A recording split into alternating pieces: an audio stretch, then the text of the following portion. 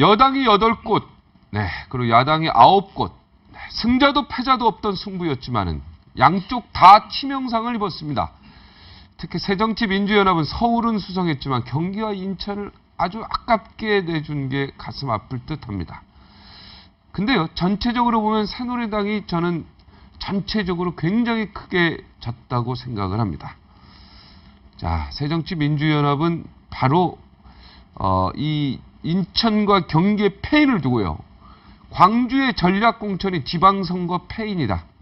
네, 지방선거에서 이번에 이렇게 성적을 올릴 수밖에 없었던 이유 중에 하나다. 더 올릴 수 있었는데. 네, 이렇게 날카롭게 분석하신 분 네, 모시겠습니다. 박지원 새정치민주연합 의원 모시고 네, 자세한 이야기 나누겠습니다. 어서 오십시오. 안녕하세요. 네. 그래도 영남이 그렇게 막 무언가 지역주의를 이기려고 하는 그런 모습들 보면은 이제 호남 쪽에서도 무언가 좀 그런 모습들을 좀 보여야 하지 않을까 이런 생각이 드는데요. 이번에 호남에서도 새누리당이 의미 있는 득표를 했습니다. 네. 전라북도만 하더라도 전라북도 새누리당 지사가 21% 네. 가까운 그 득표를 했는데요. 사실 영남과 호남을 대등한 입장에서 보면 안 됩니다. 네. 호남은 국회의원 30석입니다. 네. 영남은 67석입니다. 900은 넘네요. 그렇죠. 네. 30대 67을 늘 똑같이 비교하려고 하면은 문제가 있다. 그리고 방금 우리 박종진 앵커께서도 말씀했지만은 지금 그 인사의 예산의 모든 편중은 이루 표현할 수가 없거든요. 네. 또 경제계만 하더라도 영남 출신들이 완전히 석권하고 있기 때문에 네. 자꾸 그렇게 대등하게 보고 타파를 하자 하는 것은 가진 자가 네. 강자가 약자를 위해서 양보를 하는 자세가 필요하다. 그런다고 해서 우리 호남이 잘하고 있다. 이런 표현은 하지 않습니다. 네. 실제로 이번 6.4 지방선거에서도 과거처럼 새정치민주연합, 민주당 공천 받으면 막대기도 당선된다 하는 것은 이번에 깨졌어요.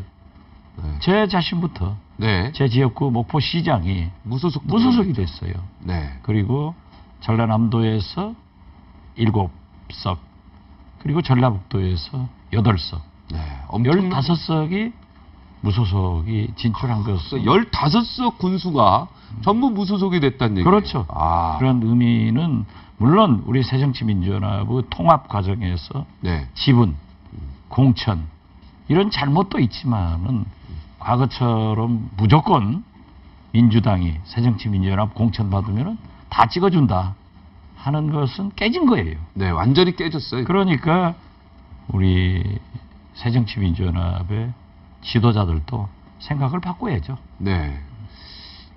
진짜 될 사람이 돼야 돼요, 이제는. 그렇죠. 이번에 보니까 유권자들이 과거의 시장 군수, 네. 그 광역 및 기초의원의 행적에 대해서 너무나 잘 알고 있어요. 네. 그렇기 때문에 얼마나 깨끗하게 했느냐, 또 현직에 있을 때 또는 과거 생활을 하면서 어떠한 모범적 활동을 했느냐, 이걸 환히 알고 있기 때문에 네. 새정치민주연합 공천받았다고 해주쇼 하는 것은 틀렸어요. 지방선거라는 게 이제 풀뿌리 민주주의의 꽃을 피우려고 했대요. 김대중 대통령이 이걸 지자체 이 법을 끝까지 밀어붙여서 이걸 만들었는데, 그런데요, 이번 선거도 보면 결국은 박근혜 대통령을 뭐 심판하자, 그죠? 박근혜 대통령을 구해달라. 양쪽에서 어떻게 보면 대통령에 대한 심판론을 가지고 이걸 한 부분에 대해서는 말이 많습니다. 이게 과연 제대로 된 지방선거 구호가 될 수 있느냐. 물론 그렇죠. 네. 그렇지만 그것은 박근혜 대통령한테 책임이 있는 거예요. 박근혜 대통령이 이제 1년 반 돼서 무엇을 하셨어요? 그렇기 때문에 편중된 인사, 예산, 기업 이런 것들을 총체적으로 평가할 수밖에 없고, 더욱이 세월호의 그 참사에 대해서는 국민들이 모두 분노하고 있지 않습니까? 네. 그렇지만 4.16 세월호 참사 이전에 대한민국 대통령이 하던 일을 그 이후에 국민들은 박근혜 대통령의 변화를 바랬지만은 똑같이 한단 말이에요. 총리도 PK 똑같이 임명하고 법조인 그러한 그 전관예우 받아가지고 하루에 1,000만 원씩 번 사람 이런 지명을 하는가 하면은 세월호 대통령이 오시기는 했지만은 국정조사를 할 성의가 없는 거예요. 그렇기 때문에 국민들이 분노했고 자동적으로 정권 심판론을 얘기할 수밖에 없었지만은 보십시오. 제가 맨 먼저 박근혜 정부의 5적 이제 4적이 물러갔지 않습니까? KBS 사장도 결국 물러갔는데 아, KBS 사정을 5적에 집어넣었죠? 그렇죠. 예, 총리, 네. 비서실장, 네. 안보실장, 국정원장, KBS 사장. 네, 이제 비서실장도 거의 뭐 이제 비서실장. 사표 냈다는 그분이야말로 얘기가 이제 계속 들리고 있는데. 그분이야말로 네. 대통령께서 눈물을 흘리면서 전적으로 제 잘못입니다. 대통령을 잘못 보자 했잖아요. 네. 그러고 또 총리 지명자도 또 그러한 사람을 해가지고 엄청난 국민으로부터 비난과 상처를 대통령한테 입혔다고 하면은 책임지고 물러가야죠. 그러니까 자연스럽게 이번 지방선거에서 정권 심판론이 나오고 또 새누리당에서는 대통령의 눈물을 생각하자 하는 그런 것으로 잘못된 거죠. 박근혜 대통령 1년 반 동안 아무것도 제대로 못한 거는 국정원 댓글이라든지 NLL 포기바라든지 뭐 최 총장 아들 이야기든지 여러 가지의 사건에 어떻게 보면은 새정치민주연합도 발목을 잡은 부분이 일부분이 있지 않습니까? 일부 책임이 있죠. 아니죠. 그러면 국정원장, 국방부, 군이 네. 국정원 댓글. 선거에 네. 개입하는 것이 옳은 일입니까? 이건 아니죠. 네, 아닌데 너무 시간을 길게 아니죠. 계속 그걸 물고 거 있죠. 속전속결로 네. 제대로 수사를 하고 제대로 재판을 진행시켰으면은 지금 아무런 문제가 없는 겁니다. 청와대 오래 계셨지 않습니까? 최동국 검찰총장만 하더라도 네. 그분이 사표 냈으면은 혼의 아들이 있으면은 그걸 정리했으면 되는 거예요. 왜 청와대가 직접 뒷조사를 하고 총리실이 그런 짓을 하고 그렇기 때문에 자동적으로 키운 겁니다. 어찌됐든 청와대에도 오래 계셨고 장관도 하시고 그랬는데 하여튼 박근혜 대통령 지금 1년 반 동안 야당이 발목 잡고 이런 부분들도 분명히 인정은 하셔야 되지 않겠습니까? 그거와 관련해가지고 저는 뭐 네. 우리 민주당 새정치민주연합도 그게 또 정치고요. 잘했다라고 네. 할 수 없지만은 네. 본래 야당은 야당다워야 됩니다. 네. 그래서 제왕적 대통령의 그러한 독선, 독주에 대해서는 발목을 잡아야죠. 네. 그러면 선거에 발목을 잡아야 되는데 당연히 잡아야죠. 네. 그러니까 지금 그거는 네. 대통령께서 발목을 세게 잡았어요. 네. 손을 내밀어야 네. 손을 잡죠. 네. 그런데 국정원 손을 내밀어야 손을 잡는다. 그렇죠. 국정원 대선기 댓글 사건, 군의 정치 개입 이런 모든 문제를 오리발만 내니까 발 잡아야죠. 네. 그래서 저는 이제 거듭 말씀드리지만 네, 이제는 좀 발 좀 안 잡으셔도 될 거죠. 이제 대통령 좀 도와주셔야죠. 이제. 대통령이 바뀌어야죠.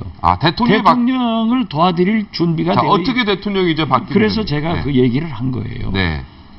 우리가 과거에 그 시대가 주민등록을 옮겨서 저축의 수단으로 부동산 약관을 산 것을 인정해 주겠다. 네.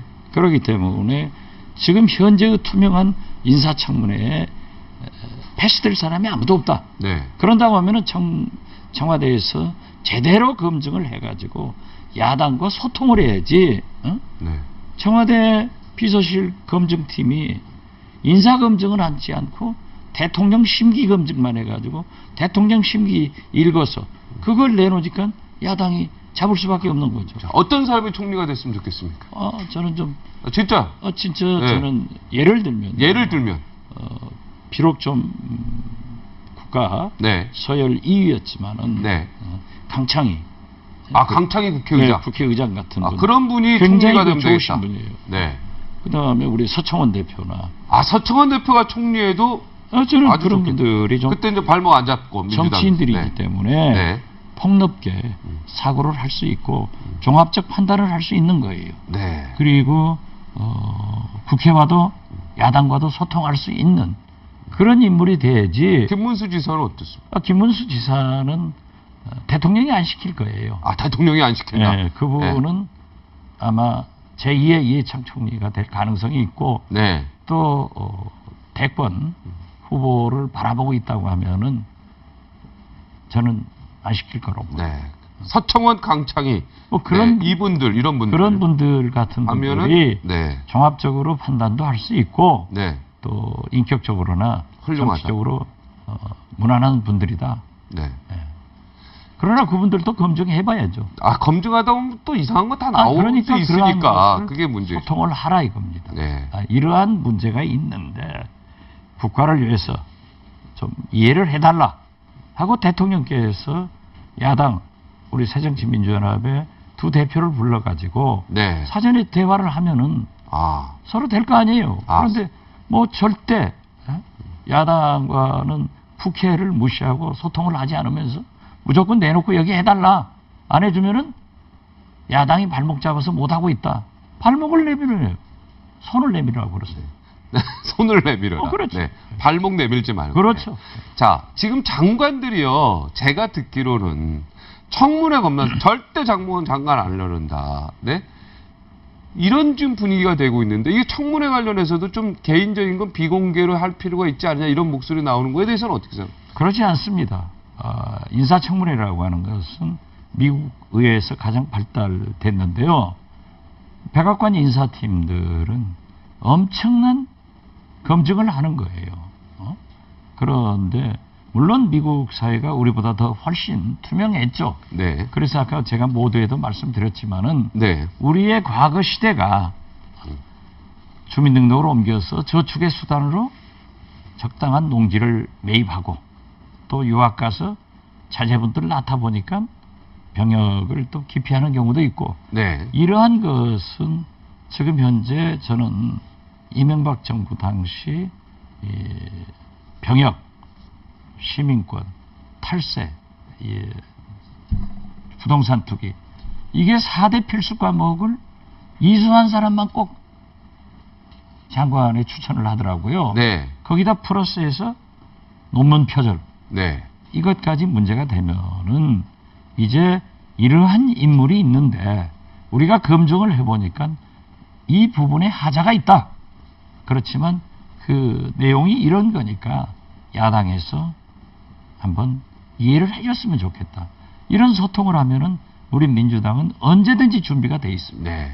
이런 그런데, 약점이 있는 부분이 있다 이런 것들을 좀 그것도 너무 과도하면 안 되죠. 안 되면 하여튼 소통을 하라. 그렇죠. 네, 대화를 하자. 예. 네.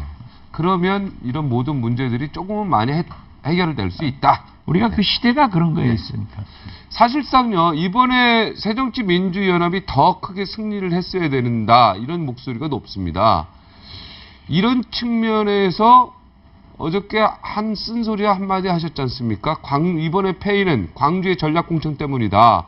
결국 그래서 안철수 대표를 비롯해서 민주당에서 거기 지원 세력을 너무 힘을 썼기 때문에 조금만 힘 배분을 인천이나 경기나 부산이나 대구나 이렇게만 좀 했어도 더 큰 효과가 있지 않겠느냐 이런 뭐 주장이 있는데 거기에 동조하시는 거죠. 어제 뭐 제가 맨 먼저 네. 얘기를 했기 때문에 네. 제가 뭐 동조가 아니라 저는 그렇게 충고를 한 거죠. 네.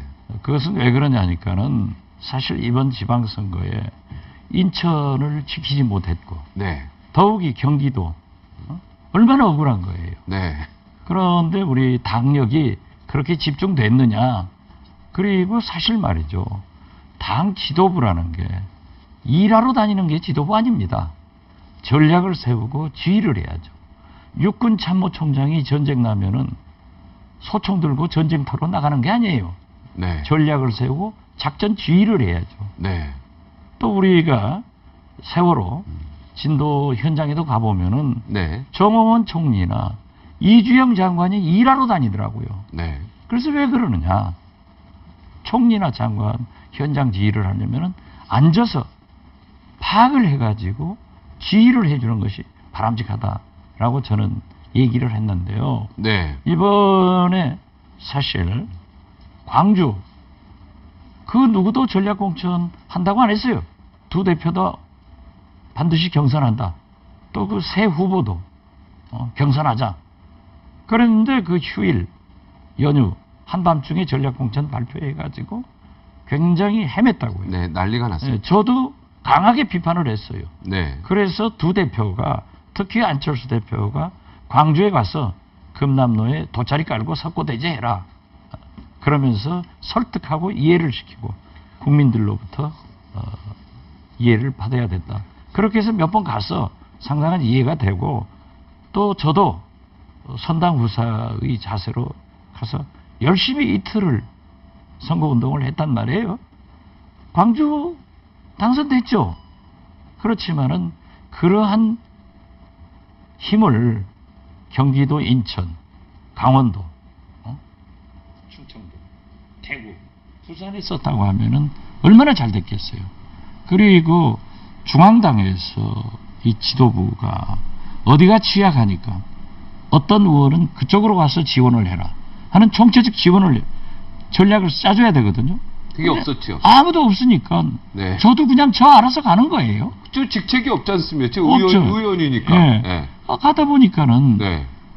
부천 가니까 문재인 의원이 부천에 와 있어요. 네. 같이 돌아다니고. 같이도. 인천 가니까 또 인천에 와 계세요. 네. 이런 것이 어떻게 있을 수 있냐 이거죠. 아. 그리고 우리가 통합진보당과 그러니까 당 지도부가 잘못했네요, 그러면은. 잘못했죠. 그런 전략을 다 하는 거지. 당 지도부가 소총수처럼 나가서 일하는 건 말이 안 되는 거다. 육군 이거. 참모총장이 네. 전략과 작전 지휘를 하지 않고 소총 들고 쏘러 다닌 거예요. 그게 이제 안철수 대표 얘기하시는 거죠?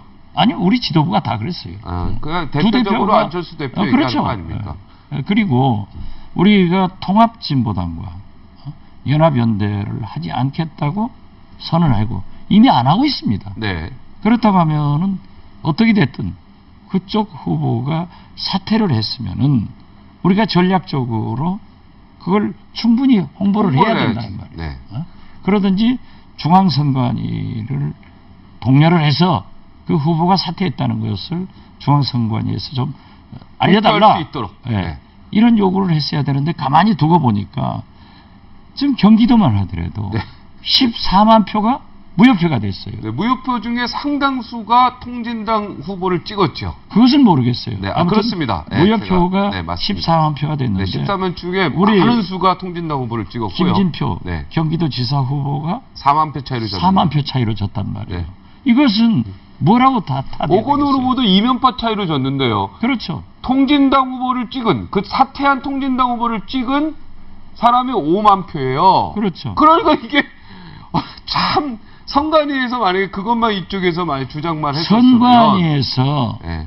해라 하는 것은 뭐 법적으로 없을 거예요. 네. 그렇지만은 우리 새정치민주연합에서 요구할 수 선관위에 강력하게 요구를 하면서 네. 우리가 사표를 방지합시다. 네. 이런 캠페인만 했어도 네. 김진표 경기도지사가 오거든 부산시장이 충분히 당선할 네. 수 있었는데 하지 무효표가 못하고 14만인데 4만 표 차이밖에 안 났으니까 그렇죠. 이게 참 사표를 방지해야 되는 게 중앙선관위의 또 역할인데 얼마든지 이쪽에서 그거를 강력하게 요구할 수 있는 네, 권한이 있었는데 그걸 놓친 게 이번에 굉장히 또 아까운 패배 네, 장면을 연출했다. 그리고 인천만 하더라도 안산에 이어서 세월호의 직접 피해 지역 아니에요. 네.